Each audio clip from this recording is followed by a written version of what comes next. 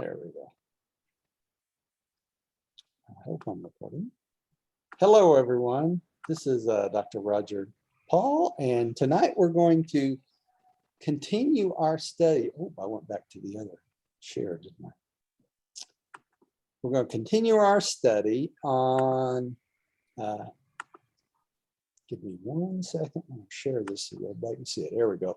The 7 mansion worlds, and we're on section 9, the 7th mansion world. So let's have a little prayer and we'll get started. This meeting is being recorded. Should Yeah, I hit say got okay. it? Yeah, it got it. Mhm. Did it go away? Yes. Okay. Father, thank you for bringing us together tonight, and thank you for this opportunity to share this wonderful revelation with each other. Pray that you'll open our hearts and minds that we might remember some of this so that we can share it with others, and that might benefit us when we get to the mansion worlds. We thank you for our many blessings and the things you help us every single day.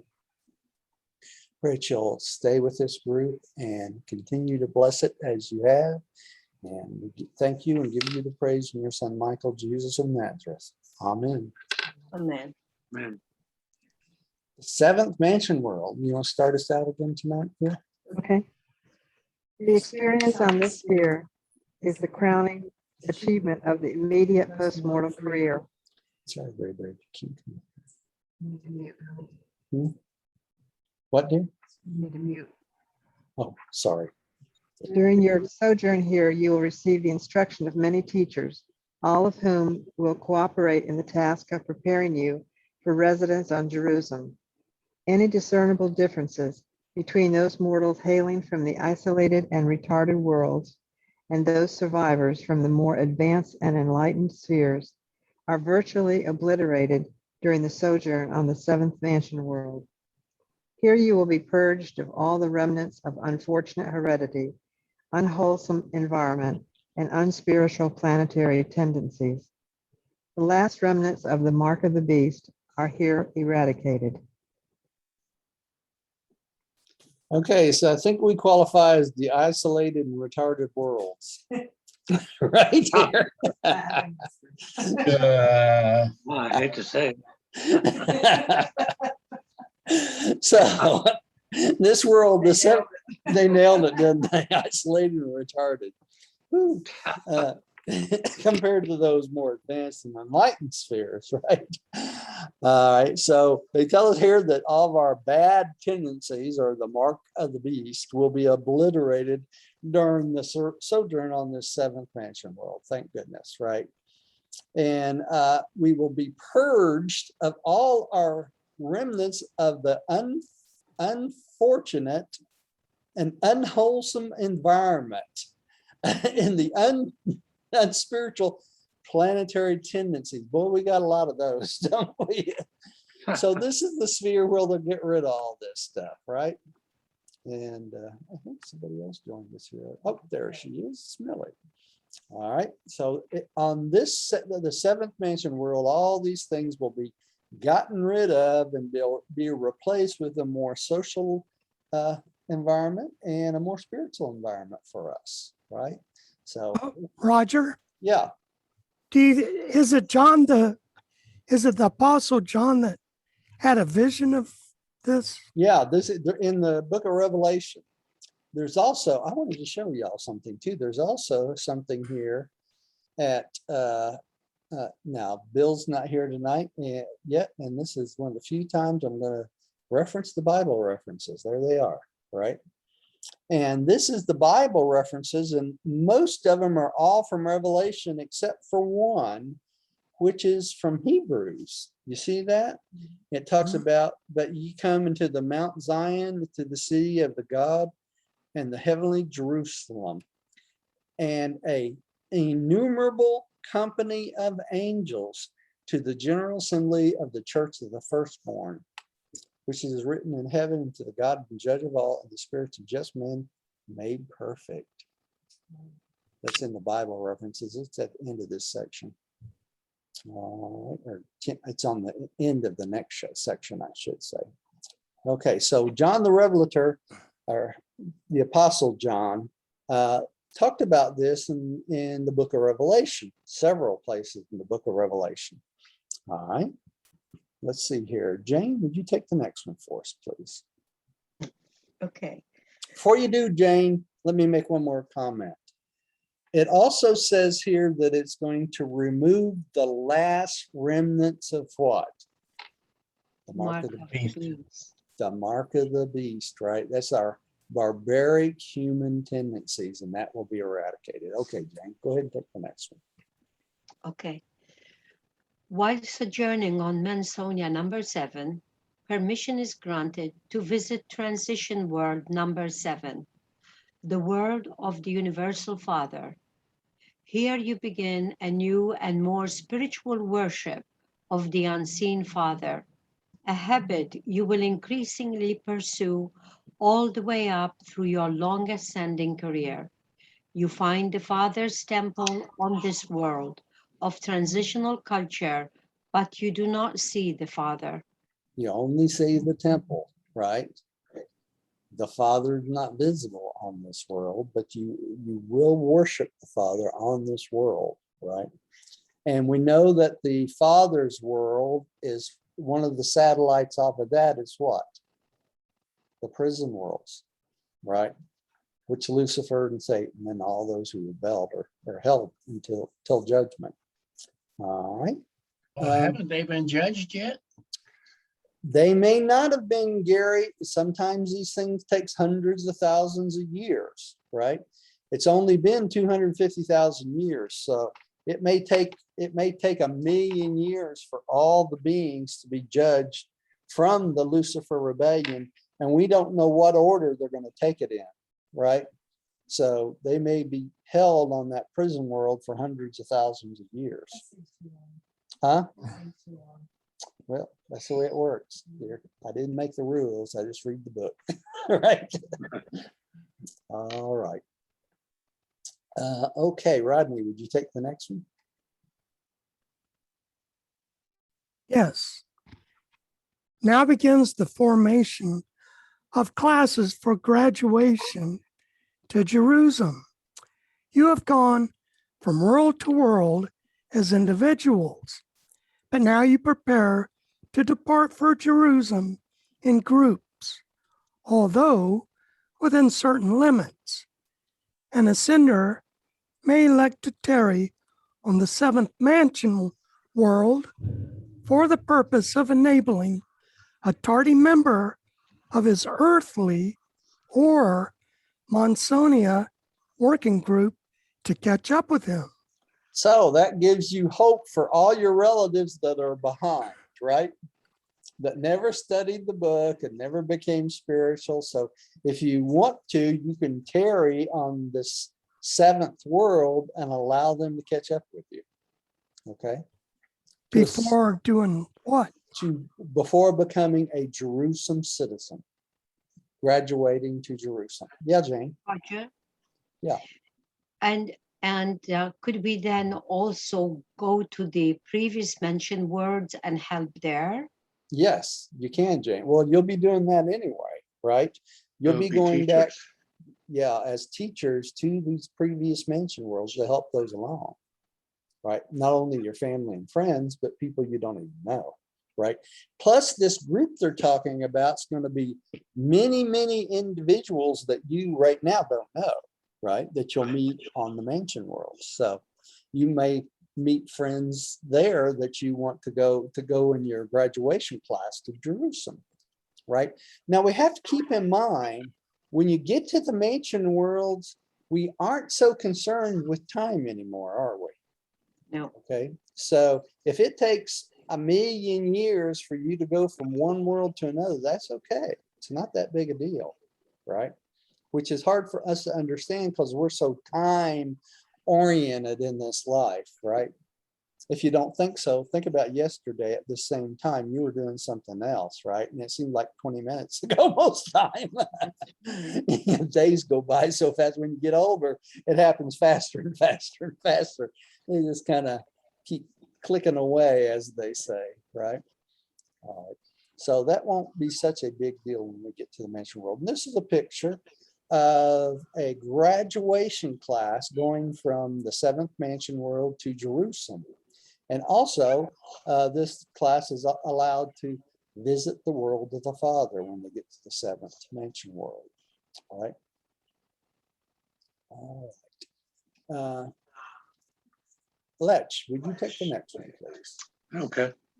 The personnel of the seventh mansion assemble on the Sea of Glass to witness your departure for Jerusalem with residential status. Hundreds or thousands of times you may have visited Jerusalem, but always as a guest.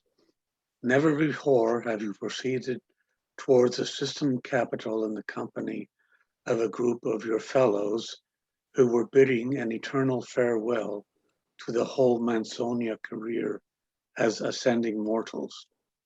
You will soon be welcomed on the receiving field of the headquarters world as Jerusalem citizens. So you'll graduate to become Jerusalem citizens, right? That's the goal at this point. All right, so you'll say, you'll bid adieu to your old life as the mansion worlds, right? All right, now, you need to understand, though, that as mansion worlds graduates, that is what's called earned space. Remember when we talked about this before? Earned space is any planet or any area that you've earned the right, you've lived in, so you earn the right to go back there at any time that you choose to. So you can still go back and visit if you choose to do that.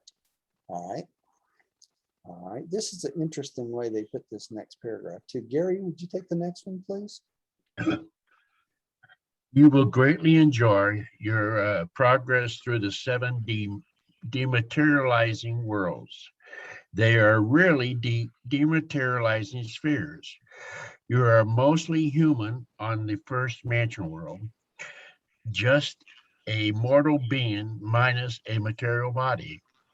A human mind housed in a Urantia form, a material body of the Urantia world, but not a mortal house of flesh and blood. You really pass from the mortal state to the immortal state at the time of adjuster fusion. But by the time you have finished the Jerusalem career, you will be a full-fledged Morantian. Okay, so it's interesting here. It says they are demortalizing spheres. You see that in the first sentence? So it takes you from being a mortal to a more permanent being, okay, but going through these seven mansion worlds.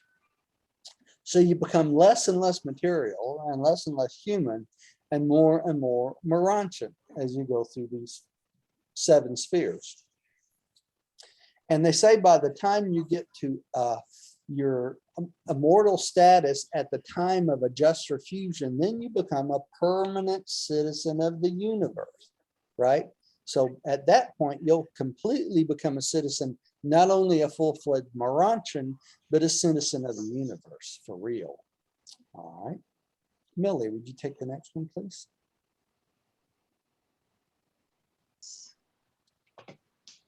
Jerusalem citizenship. The reception of a new class of mansion world graduates is a signal for all Jerusalem to assemble as a committee of welcome. Even the Sponasia, yeah. Even the Sponasia enjoy the arrival of these triumphant ascendants of evolutionary origin, those who have run the planetary race and finished the mansion world progression. Only the physical controllers and Morantia power supervisors are absent from these occasions of rejoicing. So this is a big celebration when a class of new citizens are made Jerusalem citizens, right? So it's a big celebration. When we get to Jerusalem, everybody rejoices with us, right? Because another group of beings has become citizens, all right? And everybody's there. Why would the physical controllers and the Morantia power supervisors be absent from this? That's what I was going to ask. They Because stuck that the sentence in controls. there for Yeah. a reason. they did, because they are control all the physical things that's going on, right? So they can't be away from their jobs. They're not allowed to do that. So if you took the physical controllers and the power supervisors away from their jobs, everything physical, morontial, would collapse, right? So that's not a good idea, right? Does anybody know what the matriculation rate is to get to Jerusalem? I do not know, Gary. I would say eventually, as long as you don't default 100%, right? Sooner or later. But like I said, it may take you 1,000,000 years to get there. We have to become much, much wiser to get there. So, they don't get in any big hurry and pushing us along. We take our time, and when we get there, we get there. Okay, so the group or class you graduate with may not be anything like what we would think it would be. It might be more strangers than people you know, right? Could be, because you may graduate with a different class of people that you're associating with. So it's kind of interesting. All right. Diane, I think you're up again. Here, let me mute. John the Revelator saw a vision of the arrival of a class of advancing mortals from the seventh mansion world to their first heaven, the glories of Jerusalem. He recorded, and I saw as it were a sea of glass mingled with fire, and those who had gained the victory over the beast that was originally in them and over the image that persisted through the mansion worlds, and finally over the last mark and trace, standing on the sea of glass, having the harps of God and singing the song of deliverance from mortal fear and death.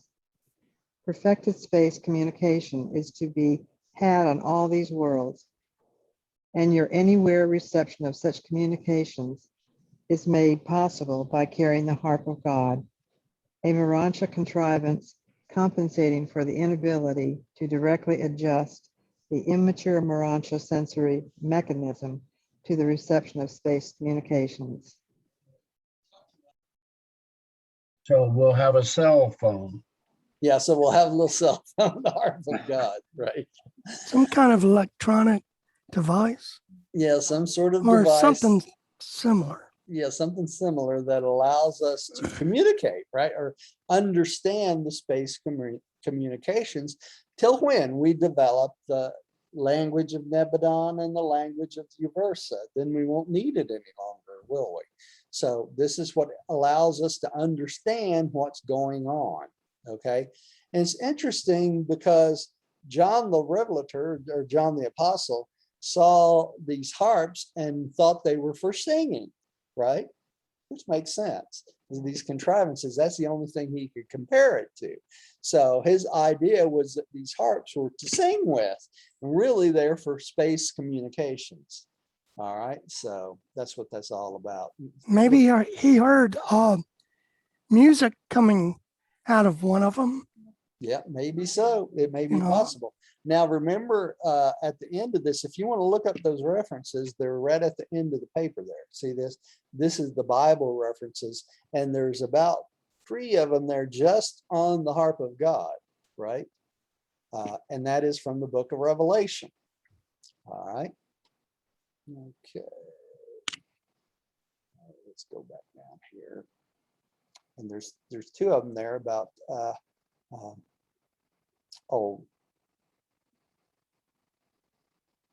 the sea of glass, right? All right. Okay. Let's see who's up. Jane, I think you're up. Okay.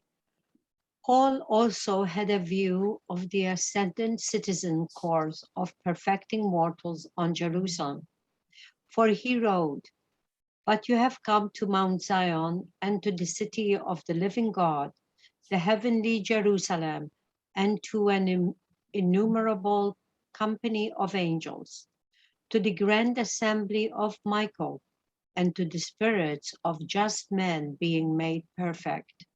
Okay, and that's the reference on the Mount of Zion, right? And it's got two references there at the end of this paper on that also. One of them is Roger, would you from know Hebrews. where that is in the Bible? Yeah. That quote? Yeah, right here. Hang on. I will show you exactly. Come on. There we go. Which one? The Mount Oh, the Zion or Hebrew? Hebrew, the Sea of Hebrew. Glass?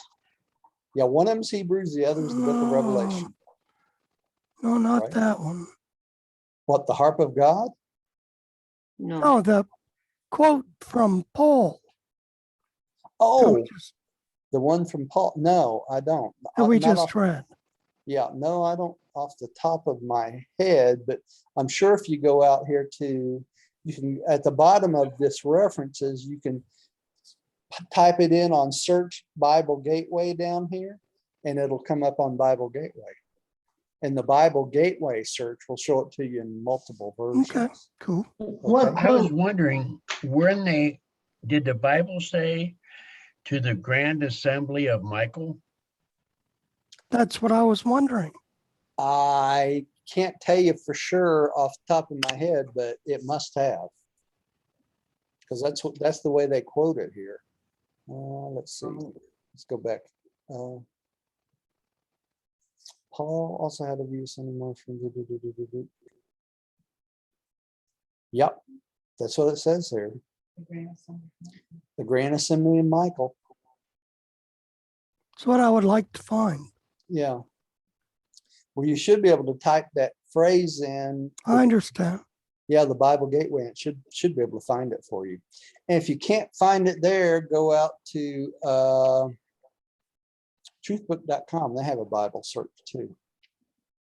So Okay. both of them. All right. Or you can use that. We have a Bible search too on our main page. Let me show you where that's at. The main page under useful links, there's a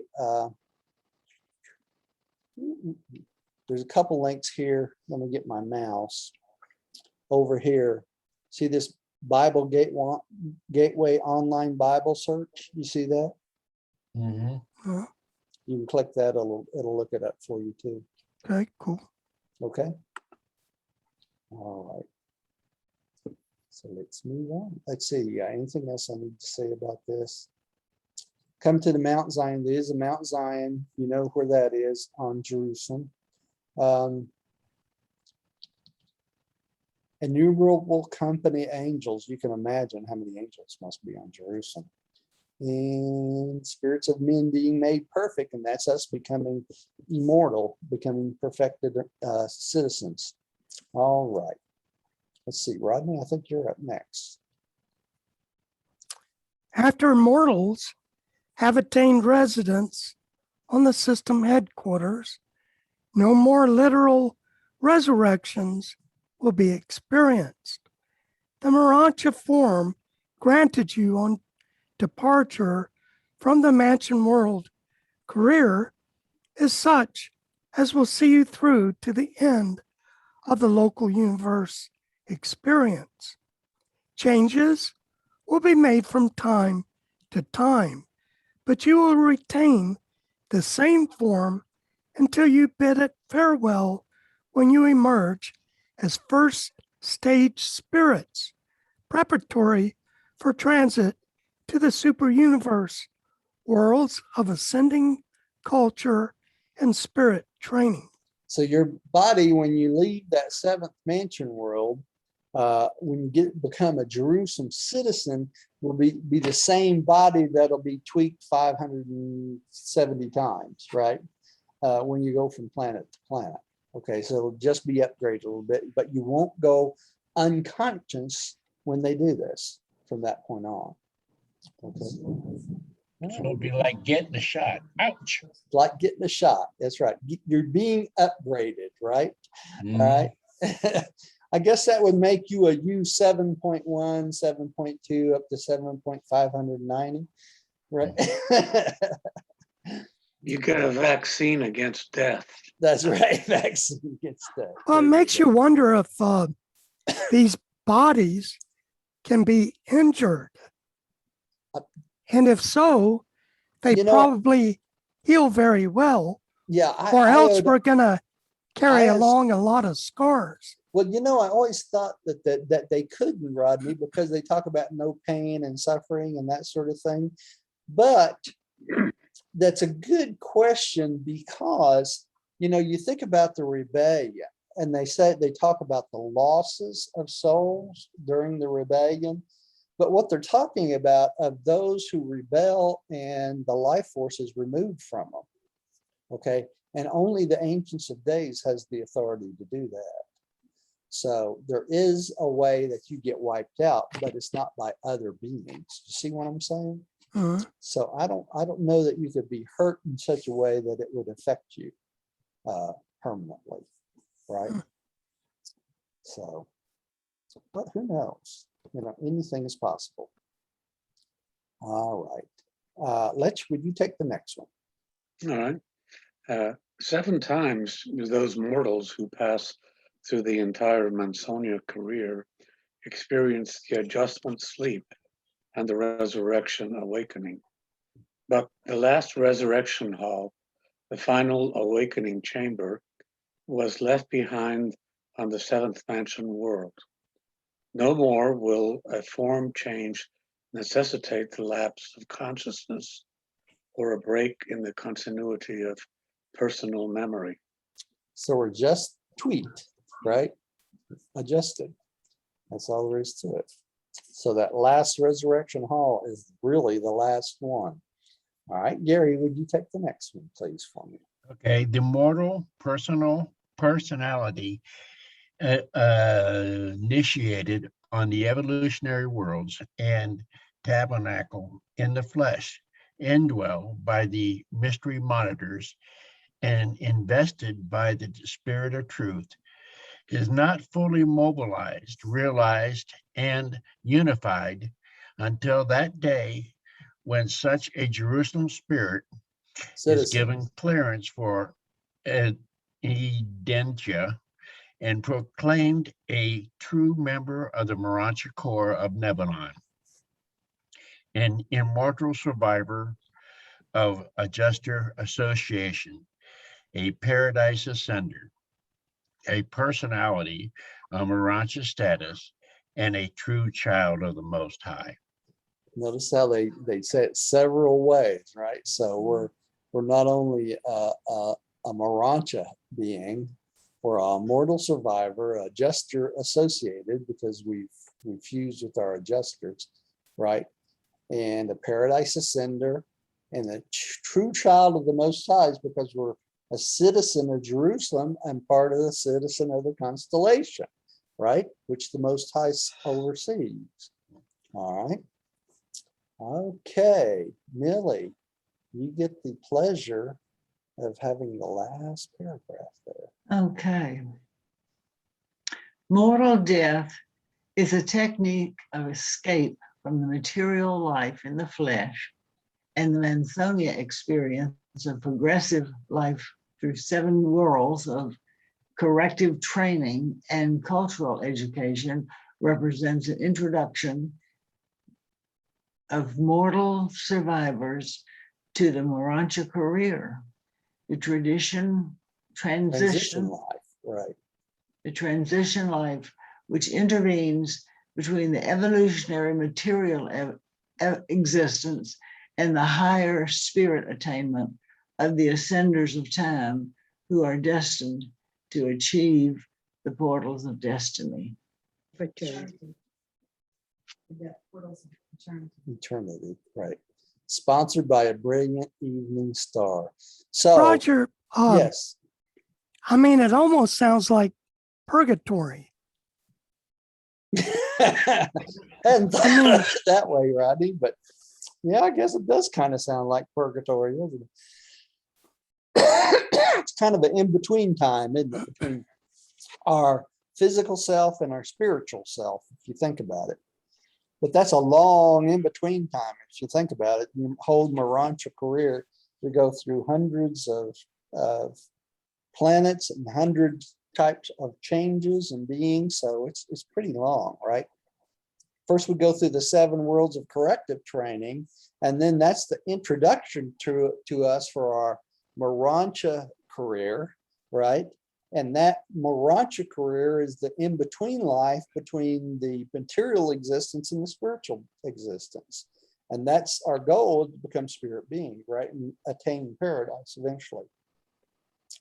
So that's the end of the paper on the 7 mansion worlds. The next Wonder time, how the Catholic, go ahead. and next time we'll I- talk about the Urantia life itself in paper 48. I What would wonder you- how the Catholic Church came up with the idea of purgatory. Where they would get this from. Well, You it know, 'cause it probably, seems accurate. yeah, it does seem fairly accurate, but they also came up with the concept of hellfire and damnation too, right? That was an outcropping of the original Catholic Church, and that really was later on, way past Jesus. It was like in the 12th century or 13th century, something like that. So it was quite a long time, 1300 or 1200 to 1300. They came up with the idea. First there was purgatory, and then came the idea of hell, hellfire and brimstone.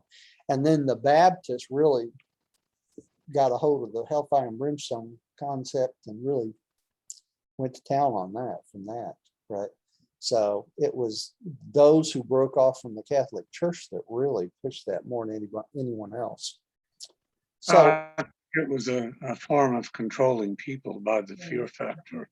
yeah, And the fear of God and so on. Yeah. oh yeah, let's hit it right on the head. That's what it was all about, right? Especially Yeah. the early church. They wanted to control everyone, right, all the time. All right, so that Roger. ends our paper on paper 47. Y'all ask any questions you have about this before we get off of this and move on to the Urantia world. The Urantia life. What were you gonna ask, Rodney? I wasn't going to ask. I was going to make a comment. There's a new book that's out called, I think it's 23 Minutes in Hell. You heard of this? No, Yeah. I can imagine. Apparently, he was drugged down to hell and he explains it all, Yeah. how it looked, how it smelled. Yeah. I wonder what And kind he of faced- drug-induced coma that was. Well, he came face to face with Jesus, Yeah. and Jesus told him, the reason I'm showing you this is you've got to go back and tell everyone it's real. Well, So I got he's news selling for you. this book for Yeah. like $30 on Amazon. Okay.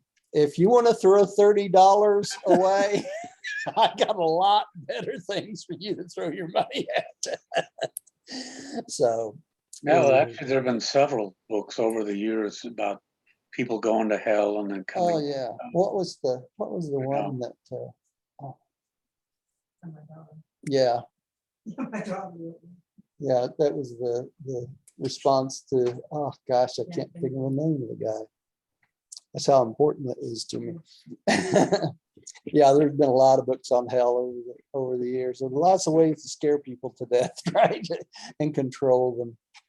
So, any other questions y'all have on anything while we're doing this? Yeah, I got a question. Sure, Gary. If a person commits suicide in this world, Yeah, they are erased from the book of life, correct? not necessarily, Gary. It depends on their motivation at the time they did it. Right? Let me explain that. If you are in a situation where you give up your life in place of another person, let's say somebody breaks into your house and they're going to kill your wife or your children or whatever, and you step in front of a bullet or a knife or something like that, that's a form of suicide. But that's the greatest gift you can give another person. So that is a motive, a pure motive. So you wouldn't be charged with suicide for that, right? Where if you committed suicide as an act of selfishness, okay? I would say despair. Despair or selfishness. then that's something you may have to justify. But I have always thought that, because they mention this in the book several times, that you can make a permanent choice in this life not to survive. Okay, you can make that choice. And to do that, how would you do that? You would choose you didn't want to go on, and you would kill yourself, right? So if that's a permanent choice, that would be considered a permanent suicide. I would say that would be hard to justify, but we can't really say, we can't really judge ourselves which one of those are justified and which one of them are not, right? Only God the Father knows that for sure in the instance of days, you know. Let me put it this way. I would not under any circumstances take that chance of not surviving and do that myself. So that's the way I feel about it. You know, life is hard. It's tough. Death is just as tough. And I think one of the reasons that Jesus allowed himself to suffer like he did on the cross is for an example to us that no matter how horrible a death you die, you can survive afterwards, right? It's possible. That's his example to us. So I always go back to Jesus, you know, about this, you know. So let me put it this way, Gary, if you're sick of life, don't go out and shoot yourself. Go to the ride the bus to the end of the road. That's what I'm saying, right? Keep going. It's I wasn't hard, referring to me. huh? I wasn't referring to me. I thought somebody else. Well, if you know, my advice to them is to ride the bus to the end of the stop, right? That's the way I feel about it. It's tough, it's hard. We're not saying it's easy. Life has never been easy. It's not easy. It's a struggle, but it's the experience of the struggle that we benefit from after we die, right? It really is. Because we I all have get a disgusted question. with this life at one point or another. I mean, it's just, it's hard. Any way you look at it. That's why you got friends and family and angels and an adjuster and a spirit of truth and animals and all these other things to give you comfort, right? That's what it's all about. I have a question. I have family members like my mother, my sister, her husband, and others that are basically intellectually complete atheists. Yeah. What's going to happen to them? I mean, in terms of their spiritual life, they're very kindly, loving people. Mhm. They take care of their family members. They're concerned about social evils in the world and so on. Right.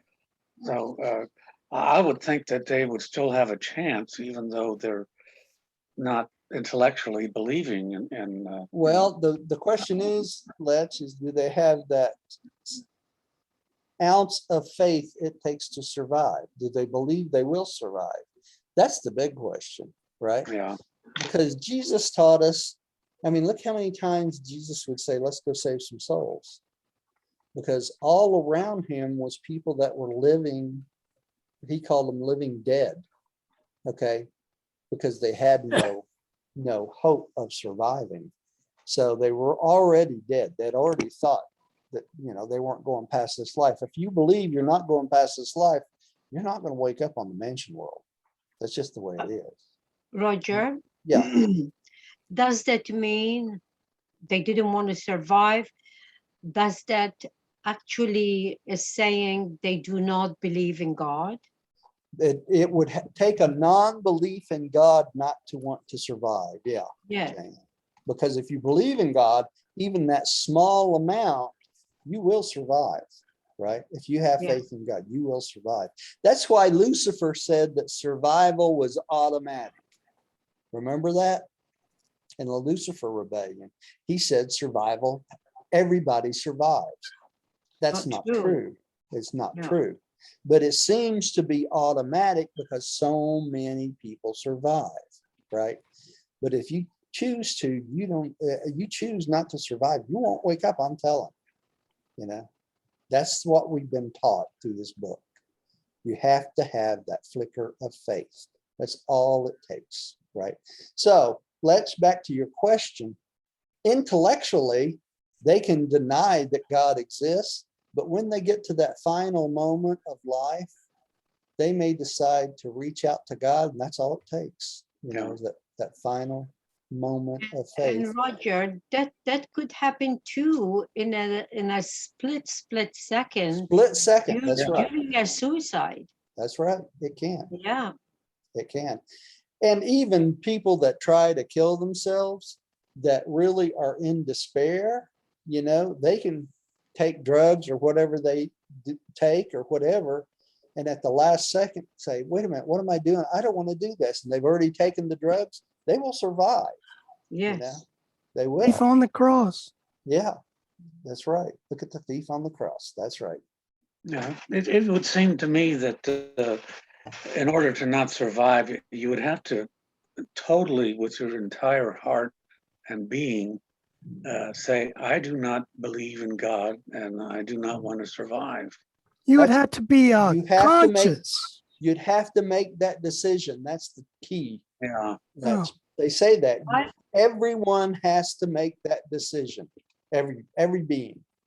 So, yeah. I think I would even probably go a point further to say that that individual might actually even hate God, hate. There are people who, the minute you talk about God or Jesus, there is hatred. Yeah, Yeah. because of this life, right? What happens in this life? Yeah, They just don't want to, they're, it's not they decide they don't want to survive, like they don't care, I don't believe Yeah. in the afterward. That's a different argument. yeah, I don't believe. They need proof. They need Yeah. proof. But the people who hate, it's a strong word to say hate, yeah. and there aren't very many, but they do exist, They do exist. that they hate Yeah, and if the that's the name of case, God. yeah, if that's the case, Jane, those people will not survive.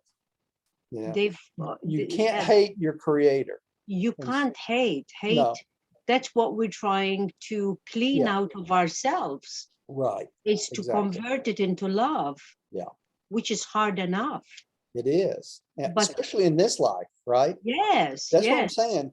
You know, I keep coming back to the fact there's nothing easy about this life. Nothing. Nothing. Not a thing. If you had an easy life, it's because you do not understand what's going on around you, because you can't go through this life and not be disgusted with some of the things that go on. You just cannot. Or, That's- or not have enough empathy. Yeah, that's right. Yeah. That's right. So that's the way I look at it anyway, you know. And if nothing else, if you've read this book all the way through and you don't come to God and believe in God and come to God in your life, you have not understood anything you've read, right? You really haven't. That's just the way it is. It's not the Bible. Boy, how many times have I said that, right? This book is not the Bible. Okay, the Bible was written by men, some of them inspired, some of them not so inspired. This book was not written by men. So if you're looking for a Bible in this book, you're not going to find it. What we consider the Bible is this book.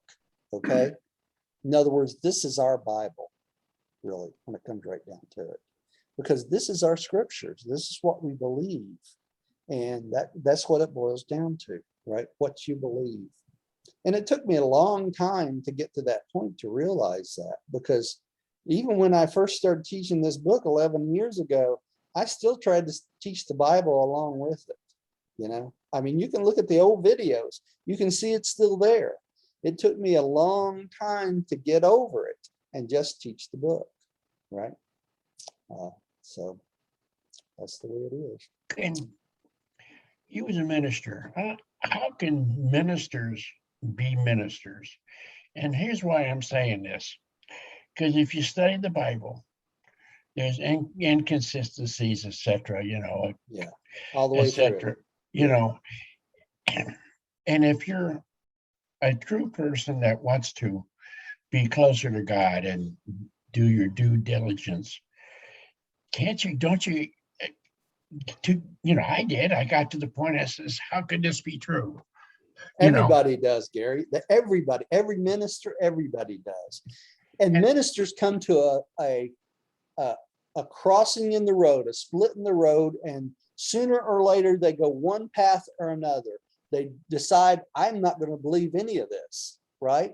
Or they're going to try to believe the stuff they know is true and teach only that. That's what eventually happens. It's really funny because when I was 16, I started the search for God.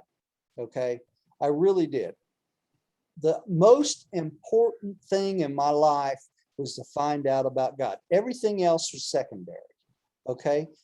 Every single human being has to go through that search at one time or another. Some people don't do it till they're 80 or 90 years old, and some people do it like I did when I was young. Okay. But doing it when you're young gives you a benefit of growing all those years in between. And you realize the closer you get to death, the less you know. You really did. You didn't know anything to start out with, but you learn that you know even less as you get older because there is so much to learn. Okay. But all you need is that flicker of faith to go on. That's the most important thing.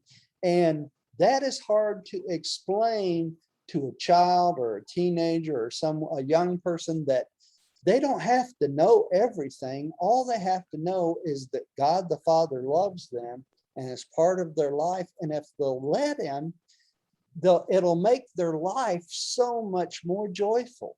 That's what it boils down to, right? The joy of life. And I can tell you, I've had more joy in my life than I ever deserved from 16 on. And it's been a struggle. There's been nothing easy about it, but the joy that you get through it outweighs the struggle by 100-fold. It really does, Indeed. It's funny what you're saying. Somebody gave me some material that they had from a retreat that they attended. And one paragraph in it, and the specific line was about, you are a child of the Father and the Father's love. Yeah. And this one paragraph, I put it in parentheses and I put Urantia on it because it is word for word almost in what the book teaches.